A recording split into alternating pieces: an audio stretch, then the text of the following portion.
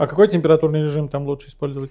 Ну, я чуть-чуть поменьше дал, чем обычно. Я 350-80 поток паяю. Здесь я отпаивал 325 и те же 80 поток. Когда снял... И ты снизу нагреваешь, да, его еще, насколько я помню? Да, чуть-чуть подогреваю 100-120 градусов. Такая преднагрев общий. Когда снял микросхему, увидел, что пятаки не округлились, а остались такой же плоской формы.